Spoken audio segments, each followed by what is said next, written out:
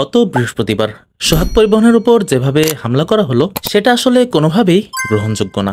কেন হলো, কিভাবে হলো সেদিকে যাব না, কিন্তু একটা জিনিস খেয়াল করেন, সোহাগ আর গ্রিন লাইন ছাড়া বাংলাদেশে কোনো বাস অপারেটর কি বিশ্বমানের সার্ভিস দিতে পারে? না, দিতে পারে না। বলেন তো কেন দিতে পারে না?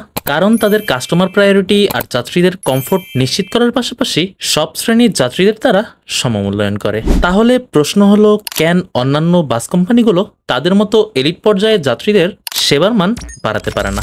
কারণ ওই যে একটাই, আমাদের দেশের সরকার পরিবহন খাতে তেমন কোনো অবদান রাখে না বললেই চলে। ভালো সার্ভিস প্রোভাইড করতে হলে ভালো মানের বাস প্রয়োজন, যা প্রায় 5 বছর হয়ে গেল এর মধ্যে বাংলাদেশে কোনো ভালো মানের বাস আসেনি। যেখানে সরকারের উচিত বাস মালিকদের পূর্ণাঙ্গ সহযোগিতা করে দেশের ট্রান্সপোর্টের মান বাড়ানো, সেখানে উল্টো দেখা যায় বিভিন্ন বড় বড় বাস কোম্পানির উপর সরকারের আলাদা প্রেশার থাকে, আর বাস মালিকরা চাইলেও ওয়ার্ল্ড ক্লাস স্ট্যান্ডার্ড বাস ও সার্ভিসের মান বাড়াতে পারে না।